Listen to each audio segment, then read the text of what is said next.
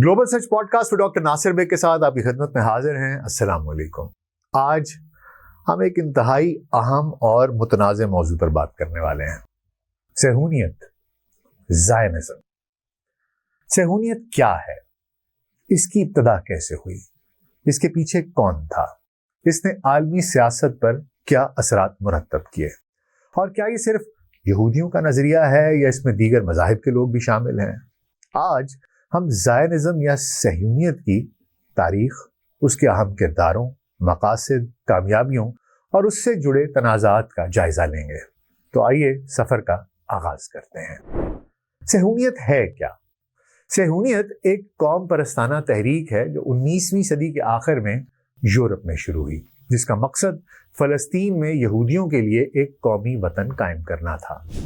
सियोन से मुराद यरूशलेम का एक तारीखी पहाड़ है जो यहूदी मजहब और सकाफत में मुक़द्दस है। आपने बहुत सी फिल्मों में ज़ायोन का नाम सुना होगा। ये ज़ायोन दरअसल इसी पहाड़ से लिया गया है। सहूनियत बुनियादी तौर पर यहूदियों की खुद मुख्तारी और खुद इरादियत की तहरीक है, जो ये मानती है कि यहूदियों को एक महफूज वतन की ज़रूरत है जहाँ वो अपनी सकाफत, ज़ुबान और शनाख्त को महफूज रख सकें। ये तहरीक मजहबी और सेकुलर दोनों अनासर पर मुश्तमिल है, लेकिन इसकी जदीद शक्ल ज़्यादातर मजहबी और सेकुलर उसकी एक आमेज़िश सी है। सहूनियत की इब्तिदा कैसे हुई? सहूनियत की जदीद शक्ल 19वीं सदी के आखिर में यूरोप में उभरी, जब यहूदियों को शदीद तासुब और इम्तियाजी सलूक का सामना करना पड़ा। 1894 में फ्रांस में ड्रेफस अफेयर एक वाक़या हुआ, जिसे कि ड्रेफस अफेयर का नाम दिया गया। हुआ कुछ यूं कि एक यहूदी फौजी अफसर एल्फ्रेड ड्रेफस को झूठे इल्जाम में सजा दी गई। इस वाक़े ने यहूदियों में अदम तहफ़्फ़ुज़ का एहसास बढ़ाया। इस वाक़े ने ऑस्ट्रिया के सहाफ़ी थियोडोर हर्ज़ल को मुतासर किया, जिन्हें जदीद सियासी सहूनियत का पानी समझा जाता है। हर्ज़ल ने सन 1896 में अपनी किताब द ज्यूइश स्टेट, जुडेनस्टाट, इसमें दलील दी कि यहूदियों के लिए एक अलग कौमी रियासत ही तासुब से निजात का वाहिद रास्ता है। हर्ज़ल से पहले सन 1880 की दिहाई में मशरकी यूरोप में होवियों सियोन, लवर्स ऑफ ज़ायोन नामी तंजीम ने यहूदी किसानों और कारीगरों को फ़लस्तीन में आबाद करने की कोशिशें शुरू कर दी थीं। ये तहरीक हस्कला, यहूदी रोशन ख्याली से मुतासर थी, जिसने यहूदियों को जदीद तालीम और सकाफती इत्तेहाद की तरफ राग़िब किया। 1897 में हर्ज़ल ने स्विट्ज़रलैंड के शहर बासेल में पहला सहूनी कांग्रेस का इजलास मुनक़्क़िद किया, जहां वर्ल्ड सहूनी ऑर्गेनाइजेशन की बुनियाद रखी गई और बासेल प्रोग्राम मुतारिफ कराया गया, जिसका मकसद फ़लस्तीन में यहूदियों के लिए एक कानूनी कौमी वतन कायम करना था। अब सहूनियत के इर्तिक़ा पर, उसकी तरक्की पर भी एक नज़र डाल लेते हैं। सहूनियत मुख्तलिफ धारों में तकसीम हुई, जैसे सियासी सहूनियत, लेबर सहूनियत, सकाफती सहूनियत और रिविजनिस्ट सहूनियत। सियासी सहूनियत पे बात कर लेते हैं। पहले हर्ज़ल और मैक्स नोर्डाउ जैसे रहनुमाओं ने आलमी ताकतों से सफारती हिमायत हासिल करने पर जोर दिया सियासी सहूनियत के बाब में। लेबर सहूनियत को देखा जाए तो डेविड बिन गोरियन और एडी गॉर्डन जैसे रहनुमाओं ने इश्तराकी उसूलों पर मबनी ज़रई कम्युनिटी कबूट कायम किए। इस धारे ने कबूटिज़म यानी मुश्तरका ज़रई कम्युनिटीज़ कायम की, जो सहूनी तहरीक का अलामती निशान बन गई। डेविड बिन गोरियन, जो बाद में इसराइल के पहले वज़ीर आज़म बने, इस धारे के अहम रहनुमा थे। उन्होंने सन 1919 में आहूदा पार्टी की बुनियाद रखी, जो बाद में मपाई पार्टी बन गई, और बरतानवी मैंडेट के दौरान यशू फ़लस्तीन की यहूदी कम्युनिटी की सियासी और इक़्तिसादी ज़िंदगी पर हावी रही। सकाफ़ती सहूनियत आहद आम ने की। उन्होंने अबरानी ज़ुबान और यहूदी सकाफ़त की बहाली पर जोर दिया। आहद आम ने सियासी खुद मुख्तारी से ज़्यादा रूहानी और सकाफ़ती तजदीद को अहमियत दी।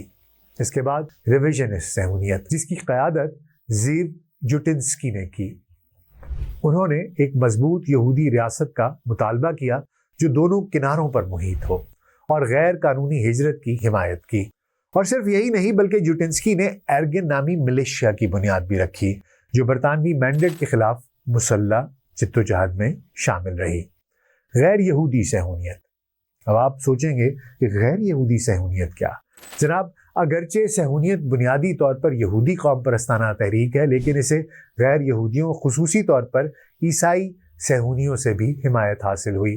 عیسائی صہیونی جیسے کہ امریکی ایونجیلیکل رہنما جیری فالویل اسرائیل کی حمایت اس عقیدے کے تحت کرتے ہیں کہ یہودیوں کی فلسطین واپسی مسیح کی دوسری آمد کا پیش خیمہ ہے۔ جان نیلسن ڈاربی نے 1840 میں اپنے ڈسپنسیشنلزم کے نظریے کے ذریعے اس خیال کو فروغ دیا۔ دیگر عیسائی رہنماؤں جیسے کہ سی ایچ اسپرجن اور رابرٹ مرے میکلین نے بھی یہودیوں کی وطن واپسی کی حمایت کی۔ یہ غیر یہودی صہیونی سیاسی اور مالی طور پر اسرائیل کی حمایت کرتے ہیں، اگرچہ ان کے مقاصد بعض اوقات مذہبی ایجنڈوں سے متاثر ہوتے ہیں جو یہودی عقائد سے مختلف ہیں۔ اب آئیے صہیونیت کے اہم مقاصد پر ایک نظر ڈال لیتے ہیں۔ صہیونیت کے بنیادی مقاصد کچھ یوں ہیں۔ پہلا، یہودی قومی وطن کا قیام، فلسطین میں ایک محفوظ اور خود مختار یہودی ریاست کا قیام۔ دوسرا، یہودی ہجرت، دنیا بھر سے یہودیوں کی فلسطین ہجرت کی حوصلہ افزائی۔ نمبر 3، ثقافتی بحالی، عبرانی زبان اور یہودی ثقافت کی تجدید۔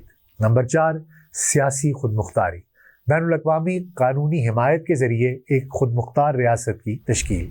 نمبر 5، یہودی اکثریت، ایک ایسی ریاست جہاں یہودی اکثریت میں ہو، جو کچھ رہنماؤں کے نزدیک آبادیاتی اور سیاسی کنٹرول کے ذریعے ضروری تھا۔ لیبر صہیونیت نے اشتراکیت اور خود کفالت پر زور دیا، جبکہ ریویژنسٹ صہیونیت نے فوجی طاقت اور علاقائی توسیع کو ترجیح دی۔ ثقافتی صہیونیت نے یہودی شناخت اور عبرانی زبان کو مرکزی حیثیت دی۔ اہم صہیونی شخصیات کے بارے میں بات کی جائے تو کچھ نمایاں صہیونی رہنما ان میں شامل ہیں تھیوڈور ہرزل، جدید سیاسی صہیونیت کے بانی جنہوں نے عالمی سطح پر تحریک کو منظم کیا۔ اس کے بعد چائم وائزمین جو کہ برطانوی حمایت حاصل کرنے اور بیلفور ڈیکلیریشن جو 1917 میں ہوئی اس کے لیے ان کا ایک کلیدی کردار تھا، جو بعد میں اسرائیل کے پہلے صدر بھی بنے۔ ڈیوڈ بن گورین جو کہ لیبر صہیونیت کے رہنما اور اسرائیل کے پہلے وزیر اعظم رہے۔ جوٹنسکی ریویژنسٹ صہیونیت کے بانی جنہوں نے فوجی طاقت پر زور دیا۔ احد ہعام ثقافتی صہیونیت کے رہنما جنہوں نے یہودی ثقافت کی بحالی پر زور دیا۔ مناخیم بیگن ایرگن کے رہنما اور بعد میں اسرائیل کے وزیر اعظم جنہوں نے 1979 میں مصر کے ساتھ امن معاہدہ کیا۔ آئیے اب ذرا عالمی سیاست پر صہیونیت کے اثرات پر بھی نظر ڈال لیتے ہیں۔ صہیونیت نے عالمی سیاست پر گہرے اثرات مرتب کیے۔ سن 1917 کے بیلفور ڈیکلیریشن نے برطانوی حمایت سے صہیونی تحریک کو تقویت دی، جس سے فلسطین میں یہودیوں کی ہجرت بڑھ گئی۔ برطانوی مینڈیٹ جو کہ 1920 سے 1948 تک تھا، اس نے یہودی ایجنسی کو سفارتی حیثیت دی جو ایک نیم سرکاری ادارہ تھا۔ 1947 میں اقوام متحدہ نے فلسطین کی تقسیم کی تجویز پیش کی، جس سے 1948 میں اسرائیل کی ریاست قائم ہوئی۔ آج اسرائیل ایک مضبوط فوجی اور اقتصادی طاقت ہے جو مغربی ممالک خاص طور پر امریکہ سے گہری حمایت حاصل کرتا ہے۔ اس کے علاوہ صہیونی لابیز جیسے کہ ایپیک امریکی پالیسیز پر اثر انداز ہوتی ہیں، جس سے اسرائیل کو فوجی اور سفارتی حمایت ملتی ہے۔ تاہم یہ اثر و رسوخ متنازع ہے کیونکہ کچھ ناقدین اسے غیر متناسب سمجھتے ہیں۔ صہیونیت نے مشرق وسطیٰ کی جغرافیائی سیاست کو بھی تبدیل کیا، خاص طور پر عرب اسرائیل تنازع کے ذریعے، جس کی وجہ سے آج بھی پورے مشرق وسطیٰ میں آپ کو امن دکھائی نہیں دیتا۔ اور ناقدین یہ کہتے ہیں کہ یہ اسی وجہ سے ہے کیونکہ یہ جو اثر و رسوخ ہے، یہ جو کرم نوازیاں ہیں، ذرہ نوازیاں ہیں امریکہ کی اسرائیل کی طرف، یہ غیر متناسب ہیں۔ صہیونیت کی تحریک کتنی کامیاب ہوئی، آئیے اس پہ بھی ایک نظر ڈال لیتے ہیں۔ صہیونیت نے اپنے بنیادی مقصد یعنی 1948 میں اسرائیل کی ریاست کے قیام اور اس کو کامیابی سے حاصل کیا۔ پہلی کامیابی 1882 سے 1948 تک لاکھوں یہودی فلسطین ہجرت کر گئے اور آج اسرائیل میں دنیا کی تقریباً 43% یہودی آبادی رہتی ہے، یہ بھی ان کی ایک بہت بڑی کامیابی تھی۔ عبرانی زبان کی بحالی اور کبوٹزم کی کامیابی، یہ بھی ایک کامیابی تھی جس نے یہودی ثقافت کو مضبوط کیا۔ اسرائیل اب ایک جدید جمہوری ریاست ہے، ٹیکنالوجی ان کے پاس ہے، فوج ان کے پاس ہے، معیشت میں ان کا ایک عالمی کردار ہے۔ یہ سب کچھ اسی صہیونیت کی، اسی زائونزم کی کامیابیوں کا ثمر ہے اور ان کی اس تحریک کی کامیابی کی علمبردار ہیں۔ تاہم فلسطینیوں کی نقل مکانی نکبہ اور جاری تنازع نے اس کامیابی کو متنازع بنا دیا ہے۔ لاکھوں فلسطینیوں کو اپنے وطن کو چھوڑنا پڑا، ہجرت کرنی پڑی، کیمپوں میں جا کر رہنا پڑا، اور وہاں پر بھی ان کو اپنی جان کا خطرہ رہا۔ نہ جانے کتنے فلسطینیوں نے اپنی جان سے ہاتھ دھو دیا۔ گزشتہ چند سالوں میں ہمیں کچھ ایسی مثالیں دکھائی دیتی ہیں جسے ناقدین انسانیت سوز قرار دیتے ہیں۔ تشویشناک کون کون سے معاملات ہیں اور تنازعات کیا ہیں، آئیے ہم یہاں سے ہی آگے چلتے ہیں۔ فلسطینی صہیونیت کو ایک توسیع پسندانہ اور استعماری تحریک سمجھتے ہیں، اور صرف فلسطینی ہی نہیں، میرا خیال میں پوری اسلامک امہ اسے ایک توسیع پسندانہ اور استعماری تحریک گردانتے ہیں، جس نے فلسطینیوں کی زمینوں کو اور ان کے حقوق کی قیمت پر قائم کیا۔ اسرائیلی تاریخ دان بینی مورس کے مطابق صہیونیت کا مقصد شروع سے فلسطین کو مکمل طور پر یہودی ریاست بنانا تھا، یعنی کہ ان کا ارادہ پہلے دن سے یہی تھا، کوئی دو ریاستی قیام نہیں تھا۔ یہ ایک ایسا وطن بنانا چاہتے تھے جس میں عربوں کی سیاسی اور جسمانی بے دخلی شامل تھی۔ 1948 کی النکبہ کے دوران تقریباً 8 لاکھ فلسطینی بے گھر ہوئے۔ مشرق وسطیٰ کے ممالک، خاص طور پر فلسطین، لبنان، شام اور اردن صہیونی ایجنڈے سے سب سے زیادہ متاثر ہیں، کیونکہ اسرائیلی توسیع اور قبضے نئے علاقائی تناؤ کو بڑھاوا دے رہے ہیں۔ عالمی سطح پر صہیونیت سے متعلق تنازعات جیسے کہ ویسٹ بینک اور غزہ کی پٹی پر قبضہ انسانی حقوق کے بارے میں سوالات اٹھاتے ہیں۔ اسی لیے آج بھی جو ظلم اور زیادتیاں صہیونیت کے نام پر اسرائیل کی جانب سے فلسطینیوں پر کی جا رہی ہیں، جو مظالم ڈھائے جا رہے ہیں، اس کی پوری دنیا، چاہے وہ مغرب ہو، چاہے امریکہ ہو، چاہے اسلامی دنیا ہو، ان کی طرف سے ان کو بہت بڑی تنقید کا سامنا ہے۔ آئیے اب کچھ اہم واقعات اور الزامات اور کنسپریسی تھیریز کی بات کر لیتے ہیں۔ Protocols of the elders of Zion 1903، یہ ایک دستاویز ہے جو سرگئی نیلسن نے بنائی، صہیونیت کو عالمی سازش کے طور پر پیش کرتی ہے۔ اس نے صہیونیت کے بارے میں بہت سے تاثر دیے، جس کو کہ صہیونیت کو ماننے والے جو زائنسٹ ہیں وہ اس کو کہتے ہیں کہ یہ غلط اور جھوٹی اور سازش کے طور پر بنائی گئی ہے، اور یہ غلط فہمیاں پھیلاتی ہے اور تعصب کو ہوا دیتی ہے۔ لیکن جیسا کہ میں نے آپ کو پہلے بھی بتایا ہے کہ ماننے والے اس کو، جس کو کہ یہ کنسپریسی تھیری کہتے ہیں، ماننے والے اس کو ابھی بھی حقیقت جانتے ہیں اور اسے پڑھتے ہیں۔ ایرگن اور لیہی کے حملے 1940 کی دہائی میں ان صہیونی ملیشیا گروپوں نے برطانوی اہداف پر حملے کیے، جیسے کہ 1946 کا کنگ ڈیوڈ ہوٹل بم دھماکہ، جس میں 91 افراد ہلاک ہوئے۔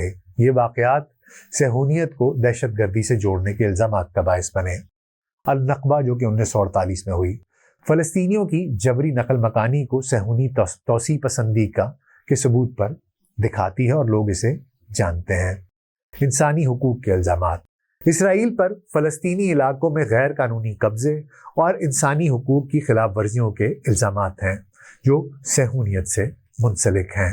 آج بھی نہ جانے کتنے ہزاروں بچے، عورتیں گھر میں شمار ہوئے، ہسپتالوں پر حملے ہوئے، جس طریقے سے کیمپس پر، مہاجرین کے کیمپس پر حملے ہوئے، ان تک امدادی سامان نہ پہنچانے دیا گیا، یہ سب کچھ صہیونیت کی تحریک کے اوپر بہت بڑا سوالیہ نشان اٹھاتا ہے۔ اور اسرائیل کی جانب سے جو فلسطینیوں کے اوپر حملے کیے گئے، ان کے گھروں کو مسمار کیا گیا، عورتوں کو، بچوں کو، خاندانوں کو، ہسپتالوں کو، اسکولوں کو جس طریقے سے ان کے اوپر بمباری کی گئی، ان کیمپس کے اوپر وہاں پر حملے کیے گئے جہاں پر کہ یہ لوگ رہ رہے تھے، ان تک امدادی سامان نہ پہنچنے دیا گیا، یہ سب کچھ ان کو مظالم کے طور پر دیکھا جا رہا ہے، اور یہ صہیونیت کے اوپر، صہیونیت کی تحریک کے اوپر، اس کی آئیڈیالوجی کے اوپر ایک بدنما داغ کی طرح دیکھا جا رہا ہے۔ صہیونیت ایک پیچیدہ اور متنازع تحریک ہے جس نے یہودی قوم کے لیے ایک وطن کا خواب دیکھا اور اسے پورا تو کر لیا، لیکن اس کی قیمت فلسطینیوں کو ادا کرنی پڑی۔